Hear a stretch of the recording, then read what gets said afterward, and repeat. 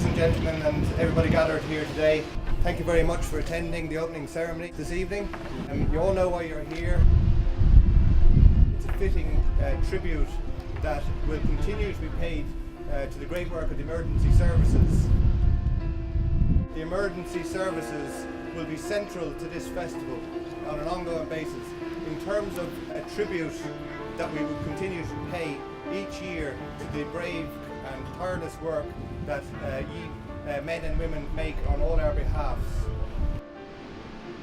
On the 2nd of July 1999, the 4 air crew of Rescue 111 died tragically when their helicopter crashed. This festival is in their honour, and to all those men and women within the rescue services who continue to put their lives on the line. Welcome everybody on behalf of the emergency services, one and all. As you know, the emergency services, they're all around us here tonight. Ladies, fellas, they like to get on with their work, they just like to get the job done, and I suppose it's a poignant moment that we chose to have it here and to mark the anniversary of the 4 fallen heroes. Rescue 111. I stood here yesterday with the families, and it's hard to believe that 16 years passed. We had Dave, Niall, Mick and Pat, and they paid the ultimate price for the work that they do to the emergency services. We salute you, for brothers goodbye. We salute you, land, sea and sky,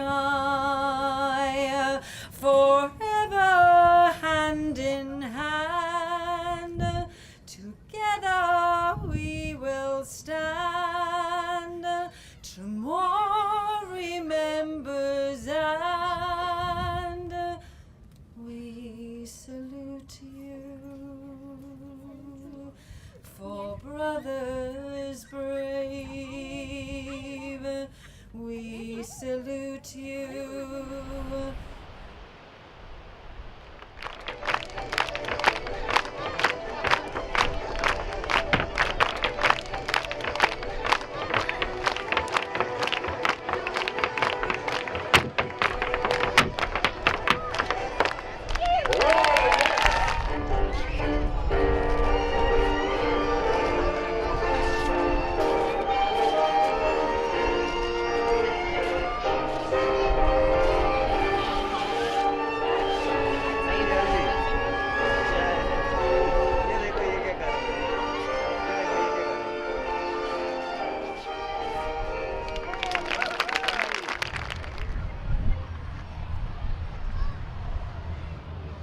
Welcome to Tramore Promenade Festival 2015.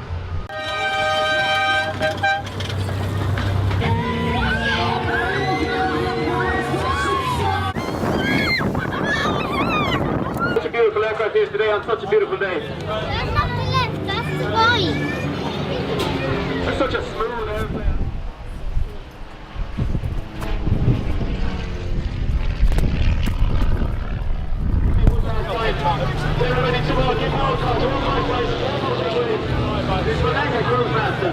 With the carnival atmosphere in full swing, and some taking advantage of the ideal surf conditions, I decide to catch up with some of the local artists. So Ellie, tell me about this art display that you have on here. Well, it's a mishmash of everything. I've got textured pieces, I've got a lot of portraits and characters going on, inspired from my line of work in Waterford Crystal. The twisters, what are they called? Blowers, and I've also got the furnace. What inspired me was the heat and light and shade, dark, you know, the glow of the heat of the furnace, and trying to capture that. And this is the molten glass that they're going to use then to blow and make into their wonderful objects. If I turn up at 6:30 on Wednesday, I get to do nude art. Yeah. If I turned up there as a model, would I get perfect. €20 or how does it work? Or just get a free cup of tea and biscuits? Oh, is it? A bit more a than chocolate that. biscuit? Bit more than Tell that. me a little bit more about the bit more than that. That intrigues me.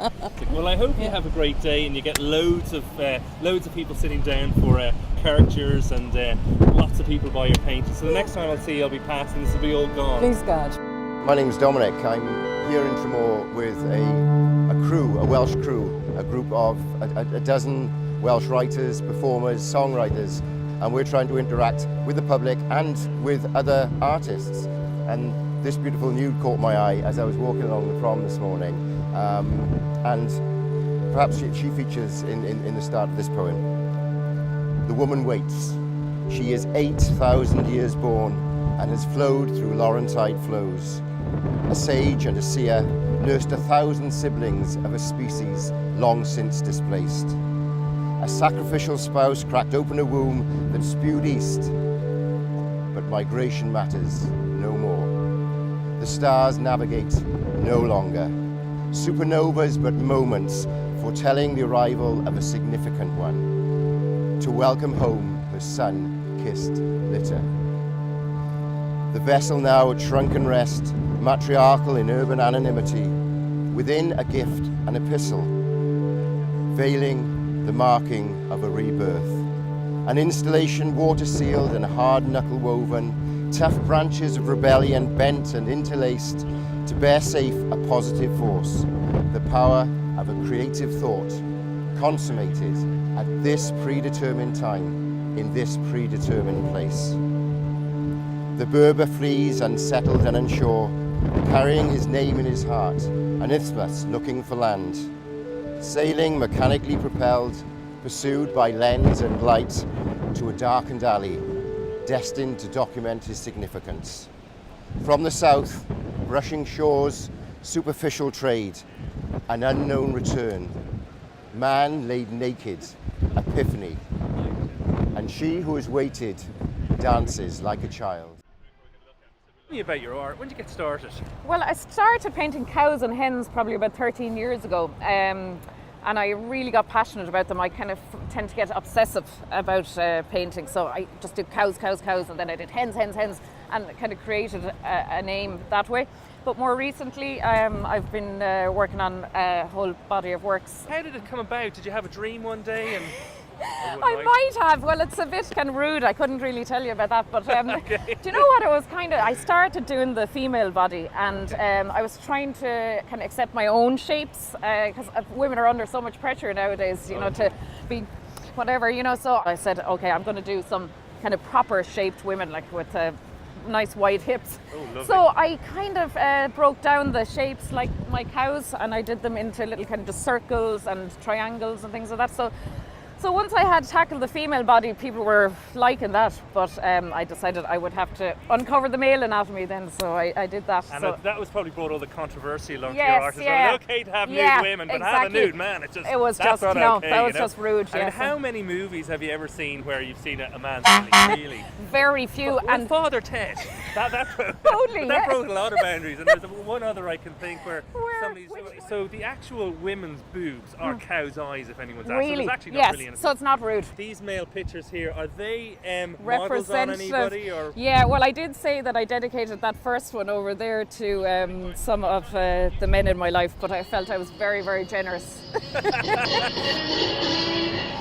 get a kick every time I see you standing there before. We're in Tramore, Ireland's surf capital, and there's plenty of surf schools encouraging the brave out today. But for the little less brave, there's other things to do here on the beach.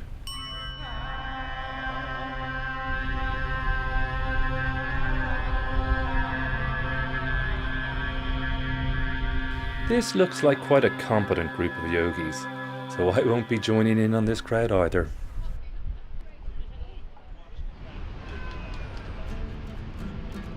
And then, like an epiphany, it comes to me, and I meet Miranda from the Art Ant, who introduces me to beach art.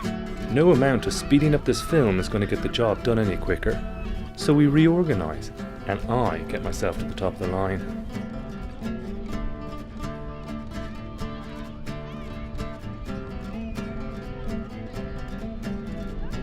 Not wanting to get stuck carrying stones for the afternoon, I looked around for a distraction. And then, like magic, it appeared out of the sky and pew, I was gone. But before we do any more of this, we need to meet the acrobatic crew and get fully briefed. When you're clear, you know, past Brownstone Head, I mean, Paul, you're going to see the guy that's in front of you, and as soon as you think it's fair enough and Donald, you're happy, get in. Think carefully about the on-crowd wind here. Suggest you want to come in here. Personally, I'm going to come in and I'm probably going to do some sort of a quarter clover onto there or something like that. But they want to see you up close, they want to see you with smoke, they want to see you waving.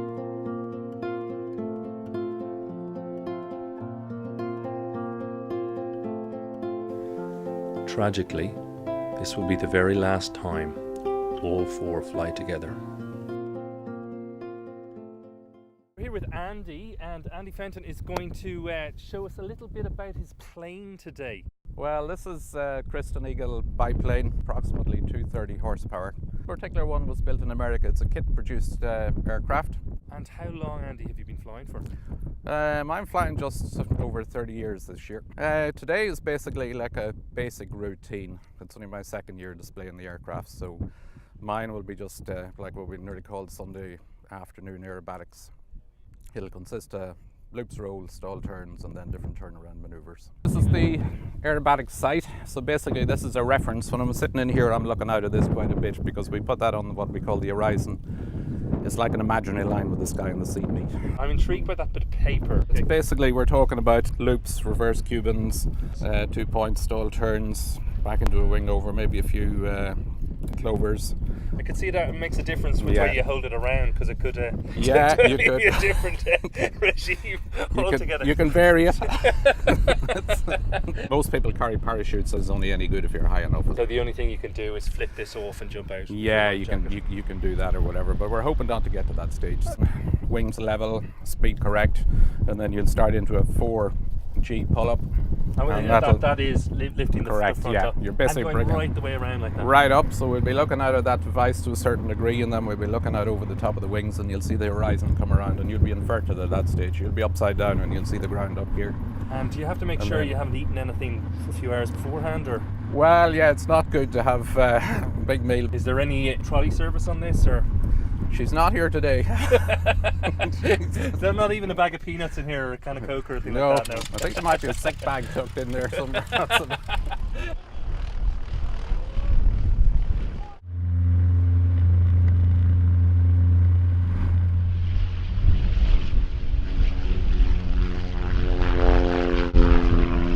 2 weeks after speaking with Howard, he died in this plane on the way to take part in the Foynes Air Show.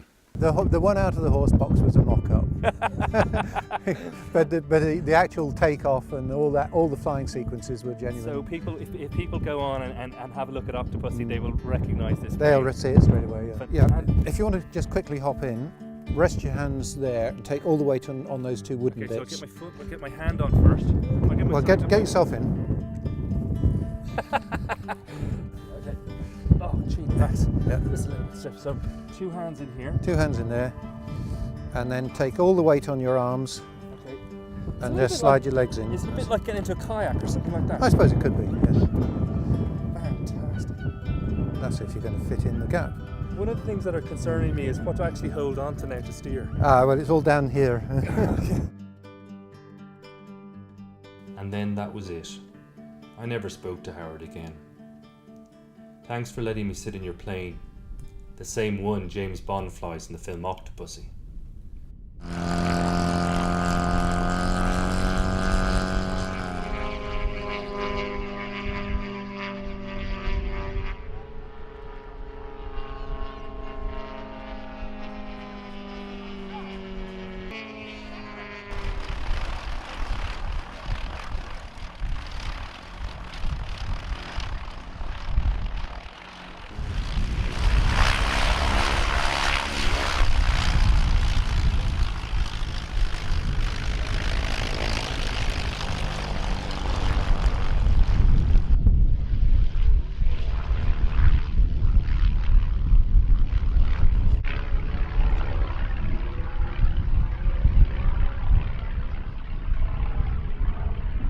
This is Jerry. Jerry is an organic beef farmer. That's right. From where are you from? I'm from East Limerick, born and bred. Any particular idea that inspired this design? Built this airplane, it took 5 years, and I flew it for about a year without any paint scheme. It was silver, and I'd couldn't actually make my mind up as to what colour to paint it. And we had a family competition where, you know, my son wanted it black with flames, my daughter wanted it pink with bells, and, you know, we thought, well, we'll have to have a compromise. And one day I was flying along and I saw a large herd of Frisian cows a long way off, and suddenly the light bulb came on. I thought, wow, they stand out really well. And that's what you need. You see contrast, you don't see colour. What kind of weather conditions are there today? Weather conditions are good. We've got a fairly stiff, what we call an on-crowd wind. So I've just briefed the guys earlier on, just to be careful. We don't want to fly over the crowd, we don't want to fly over the town, and the wind is blowing us that way. So wind is a huge factor when you're display flying. Well, actually I started off flying model airplanes. The Limerick Flying Club was nuts about airplanes. My father was a Second World War RAF fighter pilot, but he became a farmer. He was left some land by an uncle. So he came back to Ireland, where he was from, and never flew in an airplane again. And I didn't even know he was a pilot till I was about 7. I found some old photographs in a drawer. My mum, who's 90, is still around, and she's been living with this obsession with airplanes ever since. My wife lives with the obsession as well. She was in the Air Force, she knows it well. She met me in the Air Force, and in fact we flew in a Harrier together once, which was fun.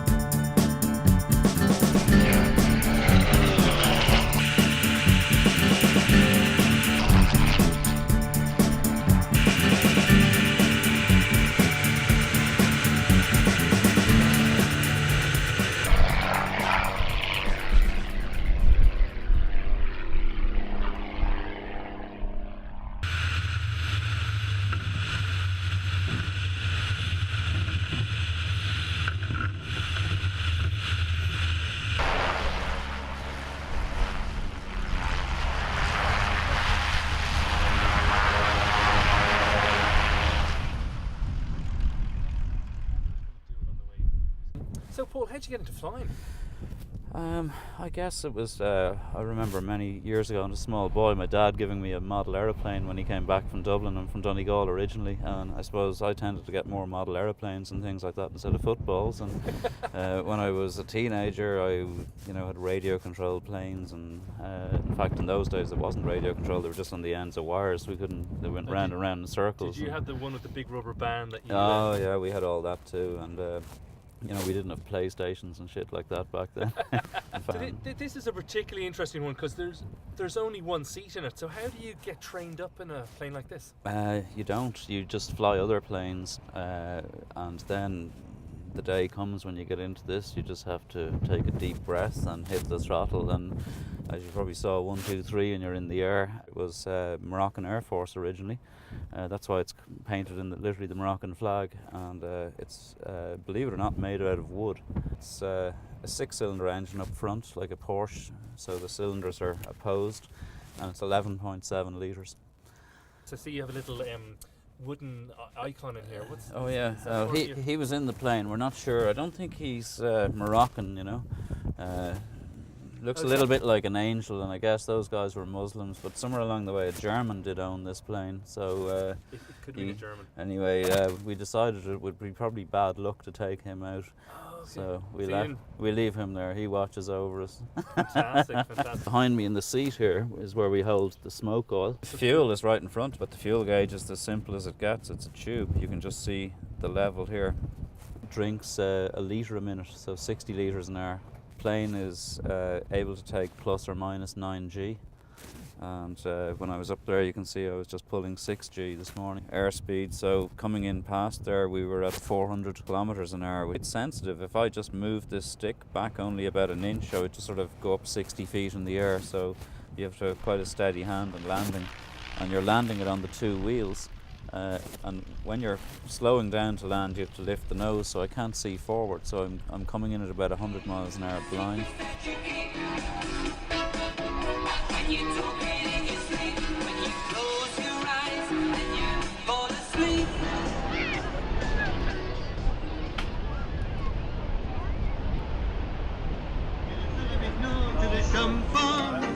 Nunca te olvides de que en la buena te encontré, en la mala te perdí y jamás un mal recuerdo. What should I be worrying about here?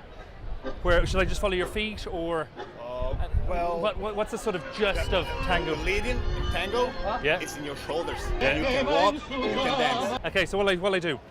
So Andrew, the cameraman, also takes the opportunity to practice his tango moves. Should I do any kicks like this or anything like that? Or no, on me to lead you to kick. Oh, okay. You don't do it on your own.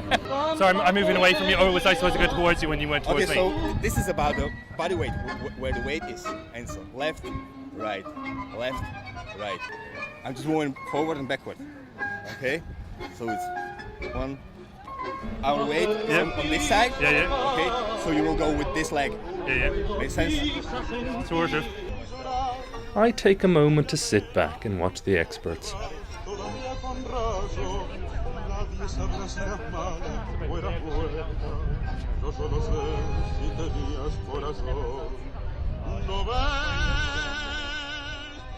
Well, will you just show me a few moves? I'm a desperate dancer, but if I can dance with you for a moment, cool. This hand like this, and it's about connection. You okay. lead me with your chest, so don't worry, just walk. Okay. We start dancing from any foot, so change your weight from time to time, so we can tune into each other, and I know which foot you're on, and you know which foot I'm on, and then just start walking whenever you feel. Okay.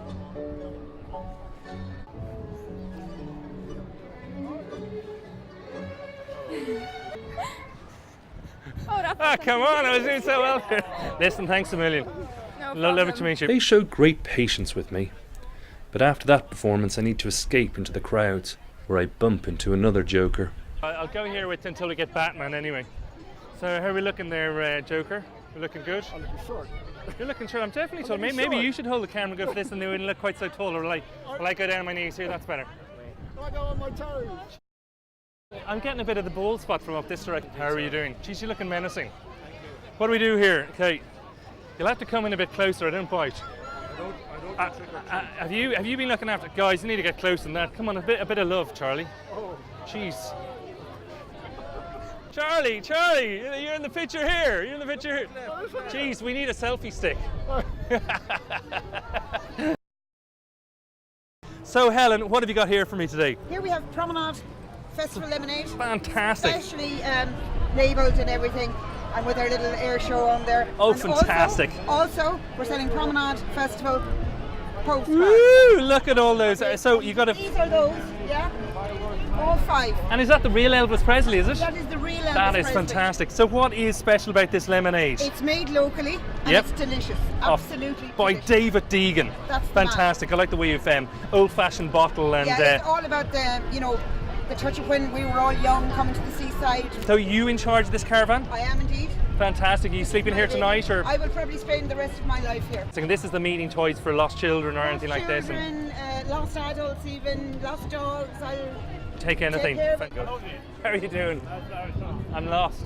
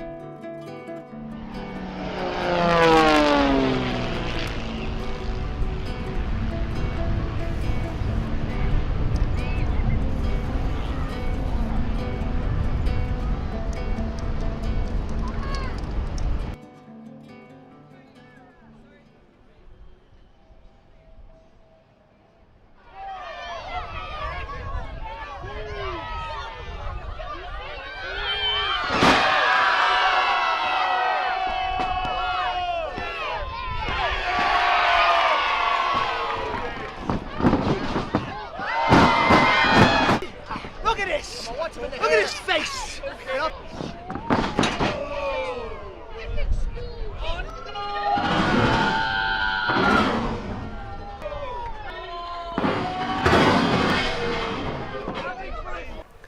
I was signed up next to fight the bad guy, but I left my tight pants at home.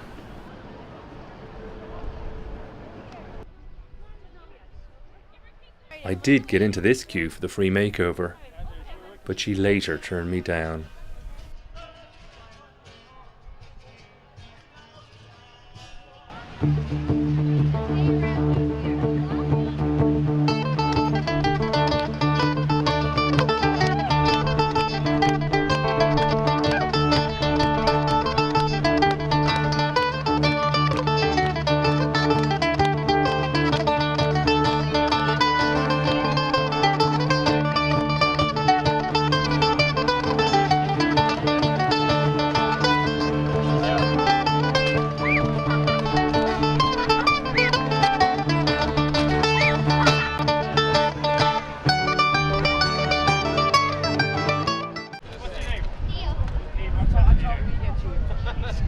Always trying to be courteous around town, I shake hands with Neve before drowning her.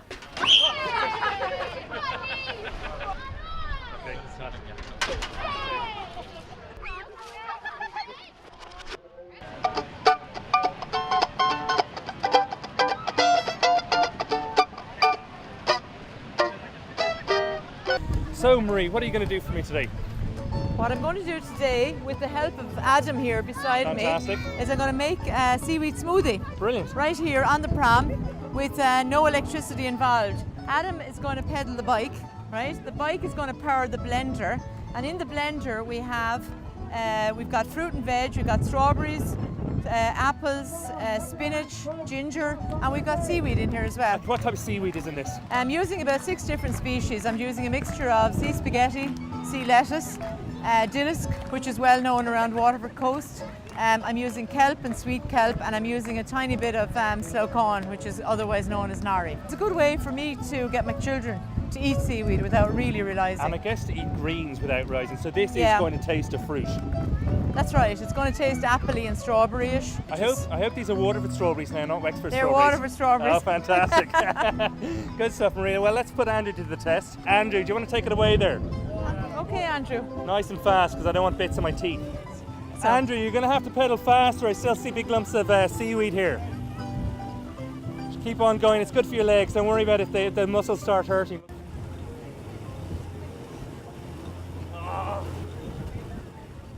There's a bit of power in that. Well done. So Genie, Max. Now. Great. Wonderful.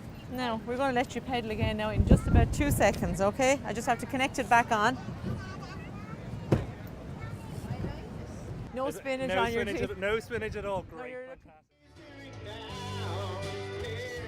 Paddy from the Chamber of Tourism and Commerce was tasked with giving me a flavour of the local pub scene. And I was tasked with helping to celebrate the 4th of July.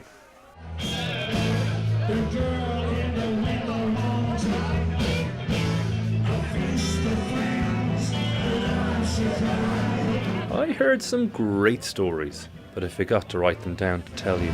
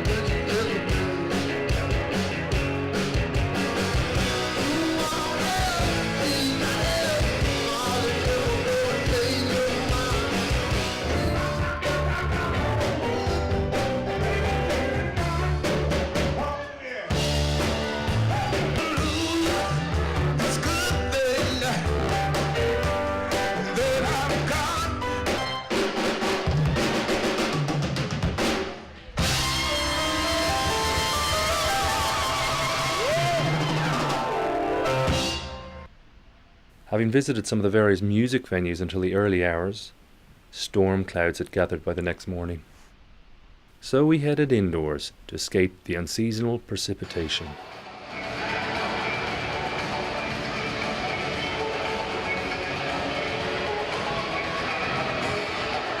After a blast of excited children in the pool, I made the executive decision to leave Andrew here take some shots, while I headed off to get the coffees.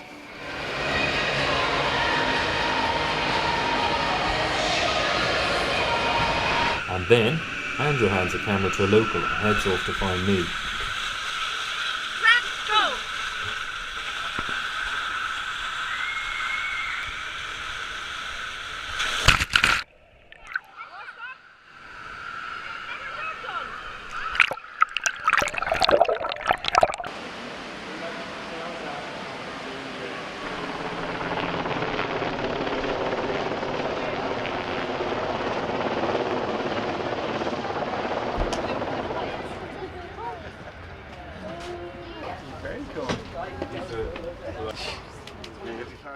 We're meeting Terence the Tegu from Argentina today, and this is Nick, and he's going to tell me about this lovely endangered lizard. This one's 6 years old, and they live for about 25 years. He grows to around 4.5 feet, so he's one of the biggest of the South American lizards besides the iguanas. This is the black tegu. We have the red tegu, the blue tegu, and the golden tegu, 4 species of tegu, and over 1 million are killed every year for the American and European skin trades. Wow, it's just beautiful. They get €5 a skin for them. These grow to be the 3rd largest of all the snakes in the world, the Burmese python. So we're here with Sean, the festival director, and Nick is going to tell us a little bit more about this snake, which I've no idea what it is. This is a Burmese python. It's not fully grown, it's an albino Burmese python. They're normally green and brown, but because it's an albino, he's got no coloration in his skin. It will grow to around 16 feet and around 13 stone in weight. The females grow much bigger. They grow to 23 feet long, 23 stone. He's never allowed to be put around somebody's neck without somebody else like us two here to help. He's got 8,000 muscles. He's over 10 feet long. His crushing power is 1 ton. I mean, if we let him start consuming Sean here, in about an hour's time, he'd probably have Sean's shoulders in his mouth. They don't eat humans. They're not interested in humans. We're the wrong shape. We're the wrong shape. After all the early bit, I was getting a bit worried there. I don't want to get in for a cook. I'm going to get a wicked double chin this week. Chin out, Oh, only slightly. Yeah. There we go. Maybe we'll meet later on under other circumstances.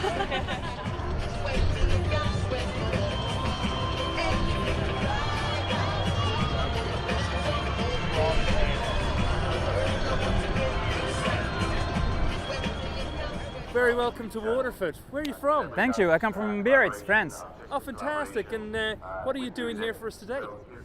What I'm doing, as you can see, big drawings, big sound drawing, pretty big today. It's funny because my drawing today is improvised, but I saw a tattoo on a leg on a guy before when I was working here. Oh, just in Tramore now? Yeah, exactly. And that's pretty nice. So I will try to do something like that. So this is inspired from somebody up there's leg.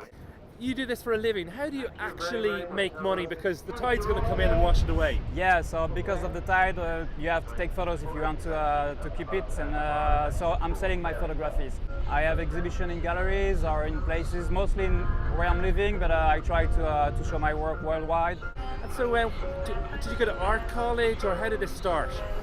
No, I'm a self-made artist. I was fired of my job 8 years ago now, and just wanted to. I was always into art just for myself because it's something I like, and it's not like a painting. Sometimes the painting is, people like them, don't like them, but beach art everybody like. Would you get around a lot of Europe doing this? I raked in Morocco, in Spain, Portugal, France, Jersey, England, Bermudas. How much longer do you think it's going to take you to finish this? I have to hurry up because the tide is coming up, so I think I will try half an hour more. Well, best of luck anyway. I hope you enjoy the rest of the time at Tramore. Thank you.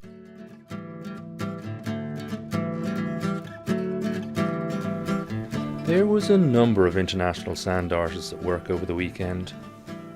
Sam Dugadas from Biarritz, Andy Kutanch from Jersey, and Andres Amador from California. But it's not for the faint-hearted. You just about get the finishing touches on before it all starts to wash away.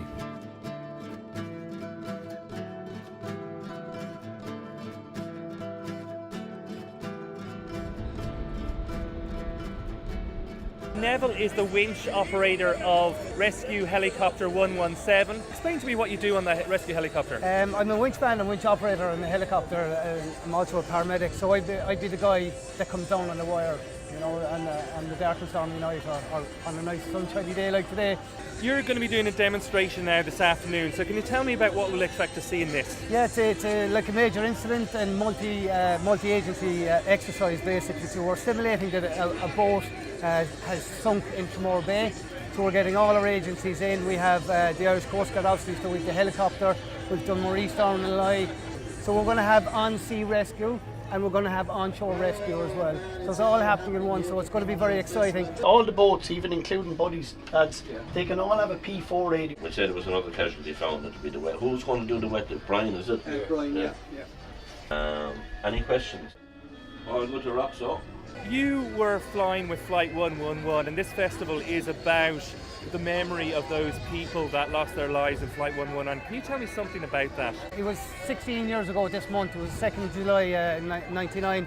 The 4 guys, they went out in midnight rescue. It was the first night of their nighttime operations with a Dolphin helicopter, and they were involved in a rescue in fog down towards Dungarvan direction, and they actually helped to save 2 adults and a couple of children as well. And coming home from the rescue after completing their mission, they were trying to get back into Waterford Airport. They ended up crashing into the sand dunes, trying to make their way back in dense fog. It's very exciting. We've had a great festival here. It's on its third day, Friday, Saturday and Sunday, and all the rescue crews from all the different divisions are going to be merging on to Tramore Bay. So in the next few moments we're going to be leaving here and we are going to be going on a rescue mission. If I'm wet and cold, it'd be a good way to leave tomorrow. Thomas, that's great, that's good, Yeah. Thank you. I think I'm ready to go. So Well, it's if you're going to going be a around bit today is a good day. Yeah. The inshore sun.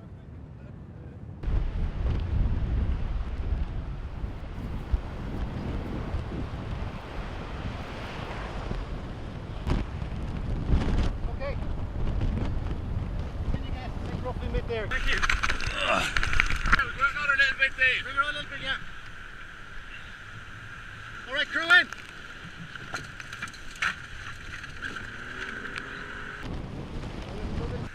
Big one.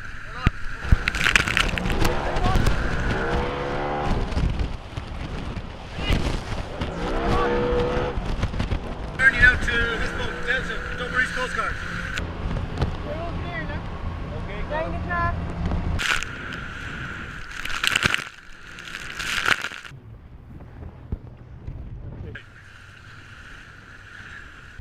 That's great fun.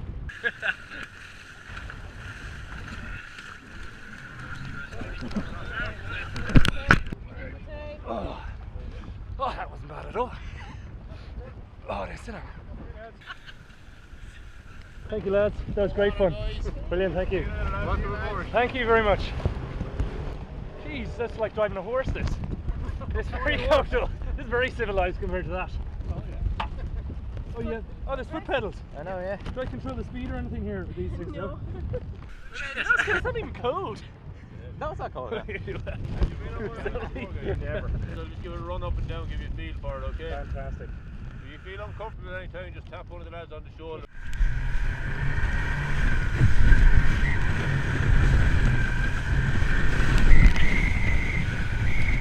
This takes the biscuit any day.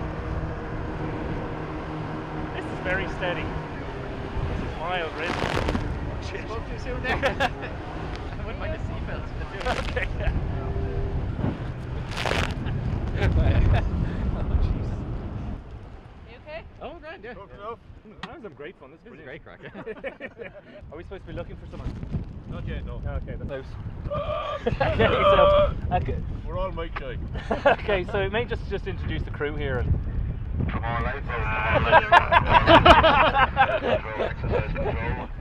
We've received a report of the fishing vessel that has capsized in Tramore Bay.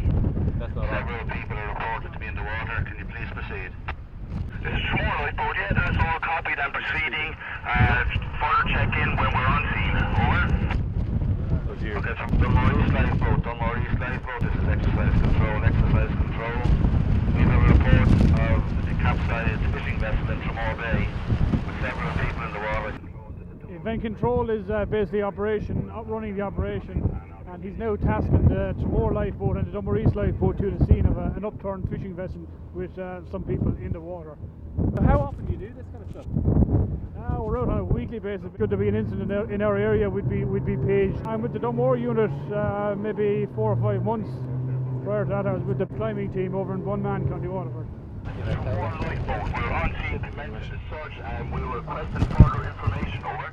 That's the Tramore lifeboat there, but they're going to search parallel to the shore. What? Oh, so we got a flare here. That flare will be from the fishing trawler that went down.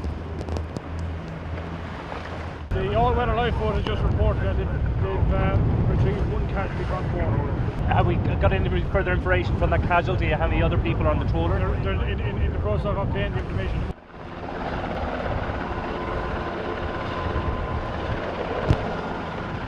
Somebody's been recovered now and badly injured and needs to be taken up in a helicopter.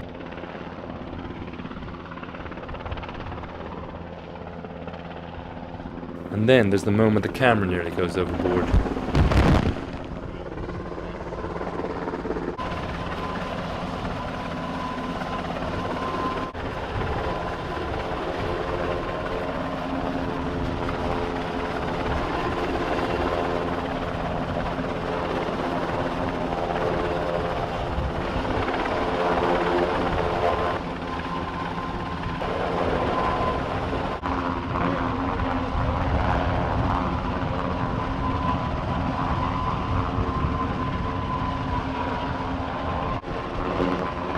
often do you get to train with the helicopter?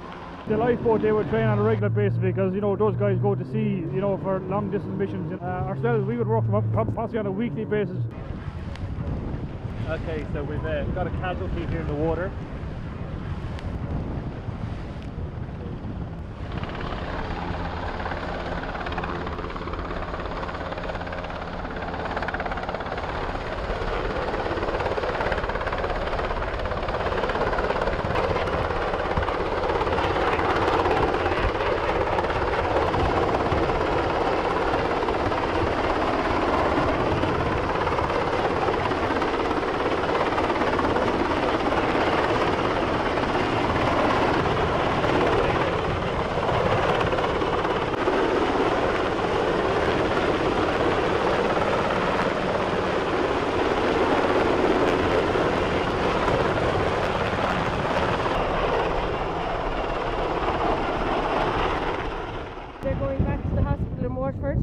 We go to the rugby pitch, which is at the back of the hospital, and we clear the pitch of any people, debris that could be sucked up into the engines. And when they land, we go onto the helicopter then to recover the casualty and transfer him then from the helicopter back into the ambulance. Helicopter takes off again. What's the best thing about this job? There's so much. It's just being able to do your bit. I have a husband, a brother and a father fisherman, and it's always something I wanted to get involved with. Coming from a fishing village, you always want to be there and to make that little bit of a difference. So for me, I love the water side of things. The salt water is in my blood, so I love being on the boat. It's the best part. Any particular memories from a particular rescue that you have? The ones that turn out are a good result in the end are the best ones. And the water will drain out through it.